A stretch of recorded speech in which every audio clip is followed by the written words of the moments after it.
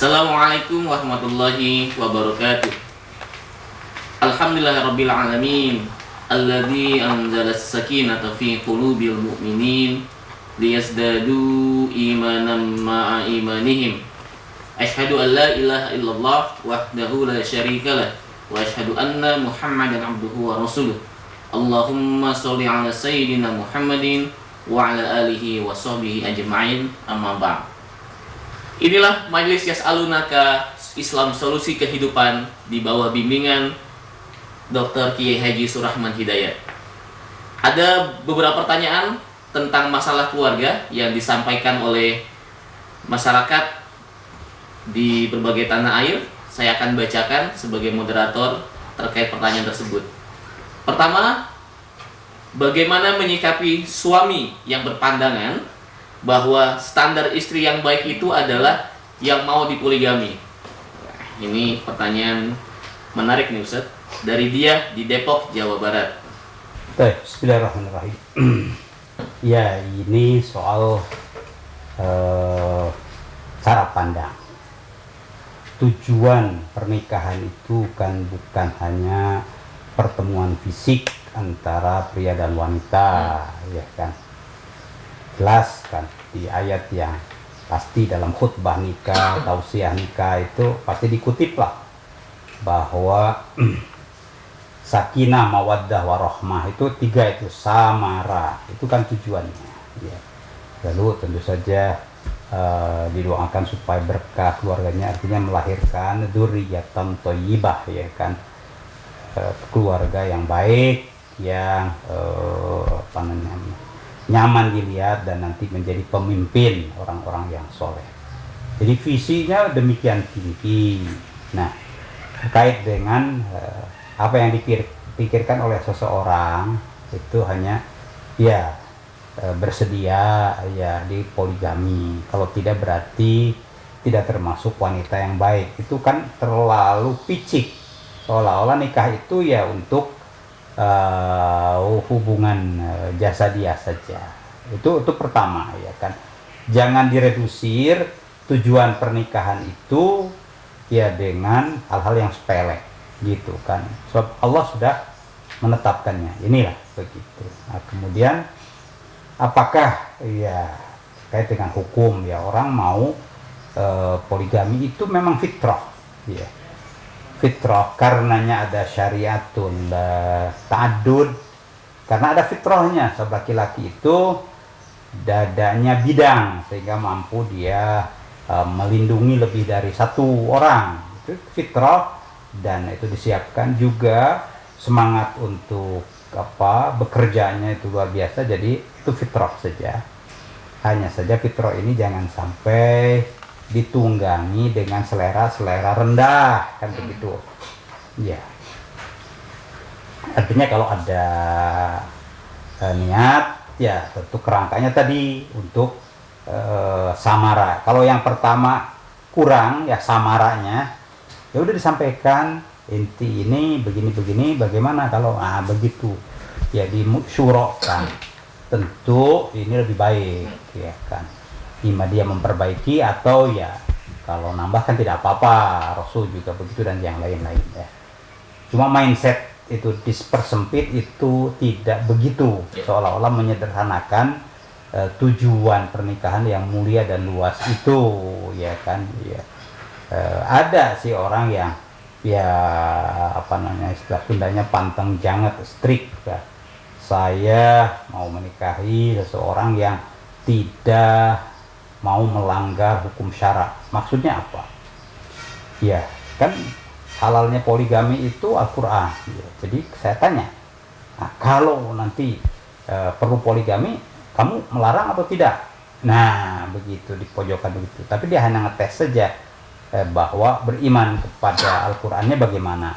Oh, dia tidak, kalau itu aturan Allah asal sesuai dengan tentu akhlaknya Rasulullah. Jawaban si istrinya bagus juga. Itu aturan Allah, tidak mungkin kita tolak ya, karena kita beriman, tapi cara dan akhlaknya harus sesuai dengan cara dan akhlaknya Rasulullah dan para sahabat. Udah kan, clear, itu selesai kan begitu. Jadi ini persoalan komunikasi dan persoalan bahasa ya. Wallah. Ya. Kedua, saya menikah 4 tahun lalu dan punya 2 anak.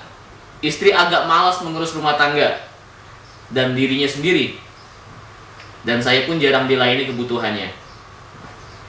Jika dinasihati langsung marah. Dia minta pulang ke rumah orang tuanya dan minta cerai. Nah, ini bagaimana caranya Ustaz mengatasi masalah ini? Mohon nasihatnya dan petunjuknya. Dari Jasmadi di Palembang, Sumatera Selatan. Ya, ad-dinun nasihah, agama itu nasihat. Nasihat dari Allah, dari Rasul, dari para ulama, ya kan begitu. Nasihat Allah dan Rasul itu adil, imbang. Nasihat ditujukan kepada kaum pria, suami dalam hal ini, dan kepada kaum perempuan, istri dalam hal ini. Supaya tadi sisi pernikahan itu ya terwujud, karena tidak mungkin ditegakkan oleh satu pihak saja gitu. Artinya kan bertepuk sebelah tangan ya tidak mungkin. Ya. Nah, kalau ke laki-laki itu tekanannya kan wa'ashiruhun bil ma'ruf. Jadi kalian yang harus mengambil inisiatif muasyarah. Tuh kan, hak-hak istri untuk di muasyarah itu kalian siapkan, kan begitu. Baik muasyarah secara fisik maupun husnul muasyarah secara non fisik. Ya, yaitu bahasa, perhatian, ya termasuk nafkah, kan begitu ya. Nah, tapi kalau soal tampilan, ya itu kan mukhatabahnya yaitu perempuan kan. Laki-laki baik perempuan itu bagaikan pakaian. Ya. Hunna dulu disebutkan hunna libasul lakum. Jadi mereka lah perempuan yang harus tatazayyan, berhias untuk laki-laki. Kalau kelihatan sudah pantas, laki-lakinya juga terdorong. Masa ya istri saya cantik, saya belepotan kayak begini, kan begitu, tidak mungkin lah. Tidak ada satu keharmonisan begitu. Tapi tetap hunna dulu libasul lakum. Berarti istri yang kurang perhatian terhadap dirinya itu kan tidak melaksanakan arahan ketentuan Allah Subhanahu wa Ta'ala. Ya. Para ulama itu biar gampang kan memberikan satu gambaran.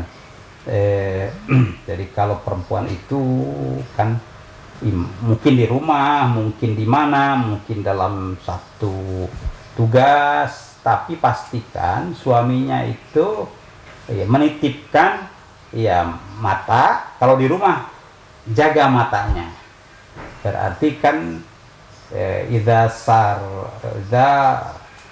ra'aha sarrathu, kalau suaminya melihatnya menyenangkan, itu kan dititipkan, dijaga matanya. Pastilah ini terkait dengan tampilan, ya kan.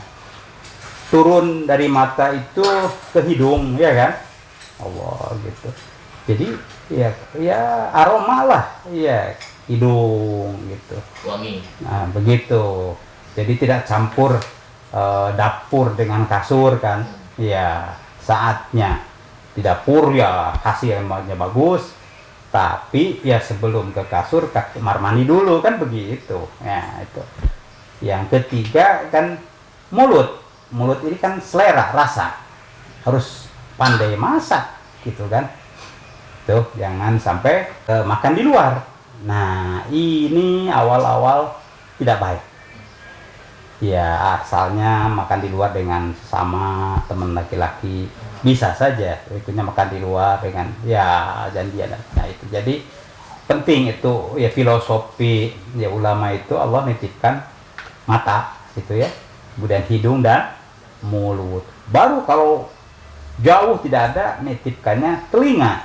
Jangan sampai ke telinga suami itu hal-hal yang tidak enak didengar. Begitu, Masya Allah, begitu ya. Wallahualam.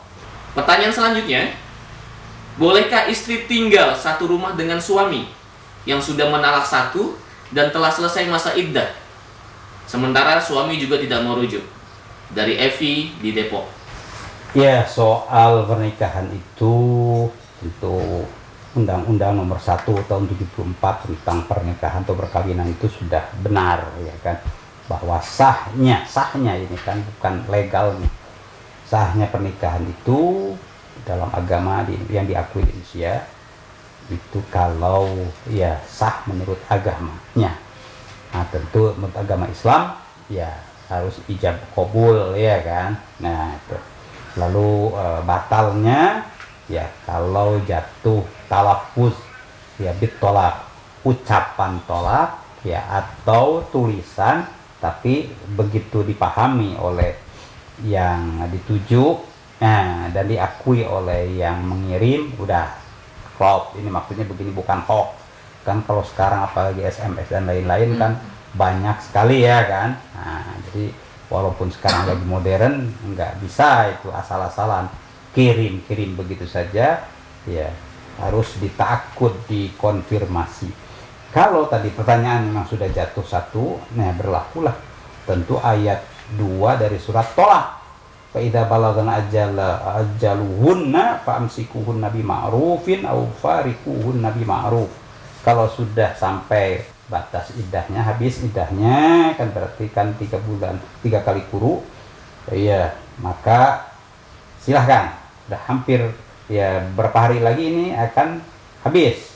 Nah di situ famsikuhunna bima'ruf, apa dirujuk ya dengan cara yang baik ya kan, tidak untuk mempermainkan. Ausarrihuhunna bima'ruf, atau ya tidak dirujuk berarti lepas sudah ya kan, tapi bima'ruf ya dengan menunaikan hak-haknya. Apa, maharnya sudah dibayar, mungkin ada yang ngutang ya kan, sebagai muqabil al-istimta ya, yaitu menggaulinya sudah, maharnya belum dibayar, itu gimana kan, bisa haram itu ya perbuatannya. Kunasi ya, juga ada mut'ah, famati'uhunna, kalau dicerai dengan cara baik berikanlah hadiah. Mut'ah itu sesuatu yang menyenangkan. Berapa ya, paling tidak ya standar mahar begitu.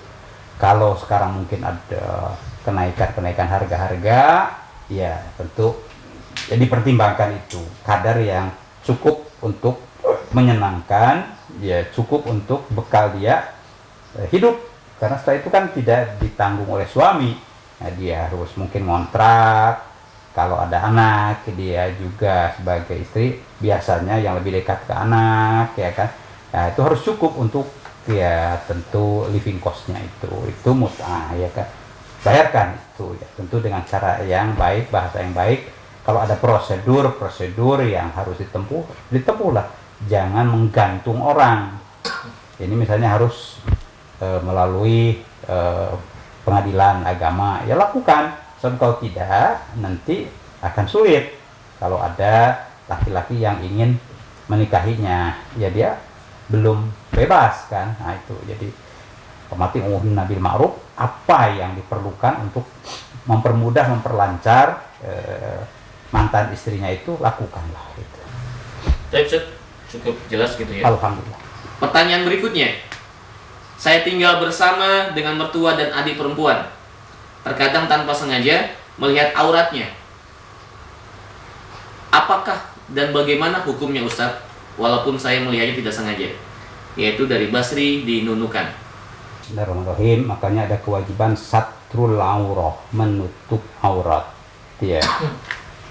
Baik bagi laki-laki maupun bagi perempuan. Lebih-lebih ya perempuan itu ya tentu ya daya tariknya kan di ya fisiknya kan. Nah, kejadiannya serumah mungkin karena kagok atau apa ya kan, lingkungan rumah yang apalagi sekarang ada isolasi, ada mungkin lockdown ya, yang terbatas itu kan, hal-hal yang begitu. Tapi tetap ada upaya meminimalkan, sebab melihat aurat itu jelas haram. Al-aslu itu haram ya. Aurat itu ada dua macam, ada aurat yang batinah, aurat dalam, ada aurat yang zahirah. Aurat zahirah pakaian ya. Nah, kalau yang batinah udah jelas ya kan, langsung fisik. Nah ini yang dimaksud mungkin ya agak yang dalam barangkali ya, itu lebih hati-hati ya, termasuk bertatapan pandang juga kan. Dalam hadis sebutkan bahwa an-nazratu nazratan. Iya, tatap pandangan itu ada dua kategori. Iya, nazratun al-ula laka wasani wal ukhra alaika. Pandangan yang pertama itu ya itu tidak diapa-apakan. Artinya tidak akan dihukum, ya jadi dosa. Tapi yang kedua alaika dihukum, dihitung. Yang ketiga apalagi kan begitu. Nah, ini sepertinya mungkin ya tidak hanya yang pertama ya. Karena kagok atau apa, tapi itu tetap tidak membebaskannya dari tentu saja dosa ya. Dia itu berarti dia harus ya berupaya lah bagaimana ya kan, juga berkomunikasi ya dengan adik iparnya itu, tolong gini kan begitu. Jadi dua belah pihak itu menjaga ya kan, itu sebab ya itu hukumnya memang begitu ya kan. Bagaimana kalau dengan aurat yang zahiro, pakaian ya kan, pakaian itu tadi disebutkan kan libas ya, memang harus pantas tapi ada aturannya dalam syariat. Para fuqaha itu menyimpulkan 3 hal. Iya, tidak transparan, kepada hadisnya yang kasiat ariyat, perempuan yang berpakaian tetapi telanjang. Wah, bagaimana tuh pakaian telanjang? Yaitu mengenakan kain-kain yang transparan. Nah, itu ujung-ujungnya tuh hadis sahih Bukhari ya, diancam lah begitu, sampai-sampai tidak akan mencium bau surga kan begitu perempuan yang seperti itu. Yang kedua adalah jadilah tasyifu, jangan transparan melihat, adalah wala tasifu, jangan menggambar ya, dia kainnya rapat tapi bodinya kelihatan ya kan, itu namanya tasifu ya. Yang ketiga, jangan menyerupai laki-laki, tasyabbuh birrijal ya. Itu 3 patokan itu ya, pakaian itu ya, jangan tasyabbuh. Bagaimana nih pakai pantalon celana panjang, ini kan jadi adat ya. Adat ini juga kan ada ukurannya. Kalau menurut lingkungan adat di masyarakat tertentu, kalau pakaiannya A, B, C itu sudah mirip laki-laki ya. Kan itu adat juga ya kan. Jadi adalah standar-standar itu. Kalau baru ya 1 belum lah, karena masih tampak itu si Neng, ini si Ujang. Tapi kalau sudah ya 1, 2, 3-nya dimiripkan, ya ini si Ujang apa si Neng kan? Nah itu tidak boleh. Wallah. Kemudian pertanyaan kelima selanjutnya, saat ini saya jadi tulang punggung keluarga, sedangkan suami memberi nafkah pas-pasan. Ini seorang istri, Ustaz. Kemudian beliau merasa berat dengan kondisi ini. Mohon pencerahannya. Ikut mendoakan mudah-mudahan Allah memberikan jalan keluar dan kemudahan. Ya inna ma'al usri yusra.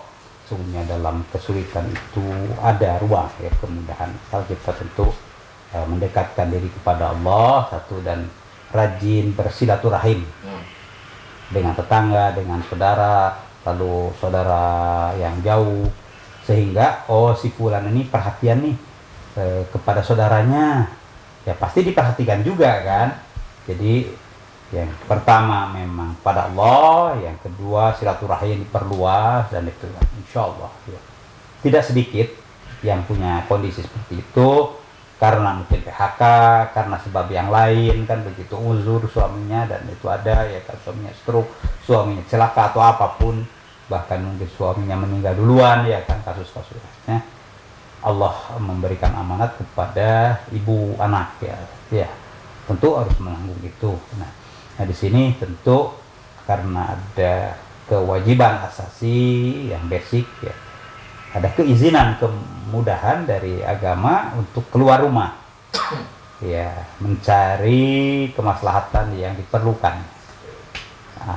Kalau bersuami kan harus izin ya kan, tapi sekarang karena dia suaminya sakit atau apa, izinnya izin yang ma'ruf saja ya. Kalau untuk keperluan itu ya dia jalan lah begitu, karena itu kemudian istri yang jadi tulang punggung tentu ini satu syarat, satu kehormatan, ya mudah-mudahan ini adalah meninggikan manzilah kedudukannya ya dia sisi Allah Subhanahu wa taala dan surganya juga. Kasus-kasus seperti itu di zaman Rasul juga ada, bahkan ada pengusaha perempuan yang cukup berhasil ya, ada yang pengusaha pertanian, ada pengusaha macam-macam lah ya. Khadijah sendiri kan begitu Ya. Bahkan istrinya Ibnu Mas'ud termasuk ya pengusaha yang berhasil. Ibnu Mas'udnya ya sahabi yang perawi hadis ya kan. Jadi dia menggali ilmu terus dengan kesibukannya sehingga kurang sempat dia untuk mengumpulkan nafkah ya kan. Sampai-sampai istrinya tanya, iya suami saya Ibnu Mas'ud itu ya tidak ada celahnya lah kalau dalam agamanya kan begitu ya. Ya cuma dia ya penghasilannya ya jadinya dibantu oleh saya. Bolehkah saya bersedekah berzakat itu ya ke dia begitu, sampai seperti itu ya. Rasulullah menjawab boleh, silahkan kan begitu. Jadi berzakat saja tuh ke lingkungan dekat asal bukan di bawah tanggungannya. Memang suami kan bukan tanggungan istri, jadi boleh sebagai mustahiknya, bahkan yang pertama dan utama ya suaminya plak begitu kan. Jadi ya situlah ajaran ta'awud dalam Islam begitu tinggi begitu kan. Yang penting keluarganya bahagia kan begitu, tidak hitung-hitungan ya duit saya sudah sekian dong, enggak, tapi yang dihitung bagaimana nih masa depan keluarga gitu. Allah. Pertanyaan selanjutnya, bagaimana jika istri masih terus ingat dengan mantan kekasihnya? Nah, ini semacam CLBK mungkin ya, gitu ya. Bahkan saat berhubungan badan pun demikian. Nah, bolehkah istri minta cerai kepada saya, Ustaz? Dari Asmawi di Banten. Sudah seperti itu lalu minta cerai lagi ya itu jadi ya kebangetan ya, kebangetan. Bagaimana hukumnya seorang istri minta cerai ke suaminya? Itu tidak boleh kecuali ada udhrun atau mubarrir syar'i, alasan syar'i, yaitu apa? Nusyuz si laki-laki ya.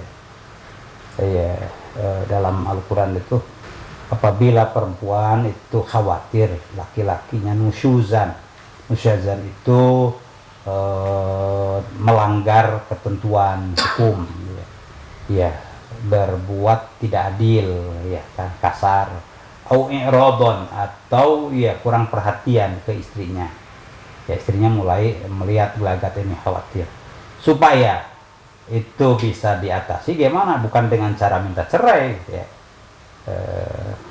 kan fala junah alaihima ayyusliha bainahuma sulha ya, silahkan dibikin sulh damai kalau bisa langsung kedua belah pihak suami istri langsung bagus. Kalau perlu mediator ya kan, biasanya begitu mungkin perlu ada mediasinya oleh tokoh atau siapa ya, dimediasi supaya ada sulh tadi kan, bagaimana penyelesaian secara baik secara keluarga. Oh ini oh ente harus perbaiki ini ya, inti harus perbaiki ini kan begitu ya kan.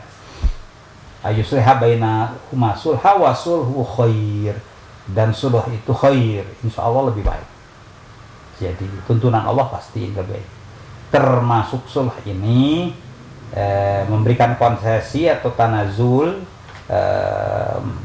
kesediaan dikurangi haknya ya, misalnya nafkah, mungkin suami ini keberatan begitu dengan sulh itu, bang ya apa namanya, uang belanja sekian itu dikurangi saja nggak apa-apa, mungkin ada keperluan untuk begitu ya, itu menyenangkan itu. Iya meringankan tuh ya, itu dari aspek nafkah. Termasuk juga dari aspek bermalam mungkin kan ya, dia tanazul lagi kan, berkonsesi ya, kurangilah untuk saya ya, silakan untuk orang tua dan lain-lain, aktivitas di luar misalnya dakwah dan lain-lain kan begitu, itu sulh namanya sampai ya ada tarodin, ya keduanya ridho, baiklah kalau begini caranya. Jadi bukannya minta cerai, ya kan, justru asul. Ya. Berarti kalau minta cerai kan itu tadi hawa nafsu kan, CLBK itu. Dan tentu hawa nafsu itu namanya hawa itu yahwa, atau hawa yahwi artinya turun, akan membawa kepada ya kerusakan lah, pada lembah. Ya, kalau takwa itu naik ya derajatnya, tapi kalau hawa itu turun kan begitu. Ya, berakhir tentu akan tidak baik ya. Syukur-syukur tidak cepat dipanggil oleh Allah, kalau cepat dipanggil kan lebih parah lagi kan. Ya, jadi saya tentu tidak setuju dengan cara penyelesaian itu. Pakailah ya sulh itu tadi, menyelesaikan secara Qur'ani insyaallah dan insyaallah. Terakhir pertanyaan tentang keluarga. Suami sudah 3 kali berkata cerai kepada saya saat bertengkar dengan saya. Apakah sudah jatuh talak, Ustaz? Dari Ririn di Surabaya, Jawa Timur. Bismillahirrahmanirrahim. Disebutkan dalam hadis ada 3 ucapan yang ya seriusnya jadi serius, jidduhunna jiddun wa hazluhunna jiddun. Kalaupun main-main tapi itu serius akibatnya jadi gitu kan. Apa itu? Yang pertama at-tolak. Nah, ini kata-kata tolak, iya, main-main, nggak ada main-main, itu langsung. Dulu di era perbudakan itu kan al-itaq, kamu bebas itu kan. Disinilah Islam itu ingin semua orang itu tidak ada yang diperbudak, karenanya ngucapin gitu aja jadi gitu, nggak bisa diralat itu ya kan. Ya. Yang ketiga itu ya disebut al-waqfu, mewakafkan. Karena al-waqfu itu lillah, untuk Allah ya, kepada sesama orang saja. Kalau memberi lalu rilalat itu bagaikan anjing yang jilat kotorannya kan begitu. Seperti itu ya, apalagi ini al-waqfu lillah, untuk masjid, untuk dakwah dan lain-lain. Artinya diralat baik oleh dirinya ataupun oleh keluarganya. Ini ada kasus-kasus itu dosa besar ya kan. Ya bagaimana tidak dosa besar, ini sudah milkullah, milik Allah, ya dirampas lagi kan begitu. Apakah dengan memperalat pengadilan atau apa, ya semuanya terlibat kan begitu. Ini serius ini persoalan ya kan. Nah, kembali kepada talak tadi, ideal asul itu diucapkan. Ya. Kalau diucapkan itu difahami dengan kalimah iya mafhumah, dipahami, ya udah jadi. Memang dalam fikih ada talak dengan kata-kata sharih lebih jelas, ada dengan kata-kata kinayah. Kinayah itu sindiran atau kelawanan daripada yang sharih, itu kata-kata yang ya sindiran. Nah, kalau yang sorry langsung jadi. Kalau yang sindiran ditanya, itu maksudnya apa? Ada niat enggak? Nah, gitu. Jadi, tentu yang menanya di sini untuk secara hukum ya cukup ustadz atau orang tua di situ. Oh, dia benar, dia maksudnya itu talak. Jadi, ya tidak perlu ke pengadilan. Baru kalau memerlukan ya pengadilan, baru ya di sana akan ditanya juga maksudnya apa, balik ke ibumu itu maksudnya apa kan gitu ya. Saya sudah bosen, ya udah berarti yang pengen ganti, berarti ya kayak begitu tanya ya kan. Ini apa tadi pertanyaannya? 3 kali talak. 3 kali beliau sudah berkata cerai kepada saya, pada saat kondisi bertengkar. Oh, bertengkar. Jadi kata-kata cerai, tolak, pisah itu kan sorry ya kan. Nah, cuma di sini ada syubhat, yaitu sedang bertengkar, mungkin luapan emosi ya kan, tidak terkendali, ya ngambek ya kan. Namanya orang ngambek bukan hanya lepas omongan, bisa juga lepas tangan ya kan. Iya. Nah, Ada kasus di masa Sayyidina Umar Ibnu Khattab, ya, beliau itu wakaf orangnya, sangat strict, ya, disiplin dengan hukum, ya kan. Ya, terdengar dilaporkan kepada beliau ada keluarga yang ya main-main ya dengan persoalan tolak ini. Ya dipanggil kan, ya betul, ya bukan hoax, ya. Ya udah 3 kali kan, iya. Umar itu supaya jerak, ya udah jatuhkan 3 kali, begitu kan, supaya dia tidak talaum, tidak main-main dengan hukum Allah. Itu kalau fikih Umar ya. Nah, tentu fikih Umar ini berkembang lah. Ada mazhab ini kan, ya. Tentu yang moderat adalah tidak strict seperti itu karena mempertimbangkan kemaslahatan keturunan anak-anak. Ya, kalau diambil pendapat yang strict itu, yang bubar ya bukan hanya bapak dan ibunya kan, tapi anak-anak bagaimana. Nah ini ya. Padahal hifdzu an-nasal, memelihara keturunan itu merupakan tujuan syariat. Ya. Nah, makanya dari jumhur ulama itu memilih ini, ya. Jadi, bukannya tidak jatuh karena tidak ingin main-main dengan syariat, tapi juga tidak jatuh 3 seperti fikih Umar begitu. Ya, itu tadi ditanya gimana kan begitu. Ya jatuhnya 1 ya, untuk ngasih pelajaran. Jatuh 1, jatuh 1 kan berarti kan tidak halal dan harus dirujuk, ya, dan seterusnya. Wallahu a'lam. Alhamdulillahirrabbilalamin. Pemirsa Majelis Yas'alunaka Islam Solusi Kehidupan, kita telah menyelesaikan acara ini dengan lancar. Berbagai pertanyaan telah dijawab oleh Kiai Haji Ustadz Surahman Hidayat. Ini menunjukkan bahwa Islam adalah agama yang paripurna, syumuliyah Islam, Islam yang lengkap.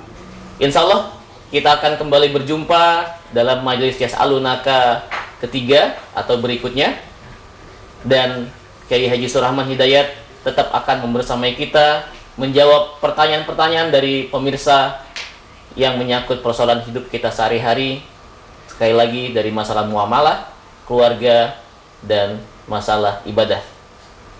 Wallahu muwafiq ila aqwamit thoriq, wabillahi taufiq wal hidayah. Assalamualaikum warahmatullahi wabarakatuh.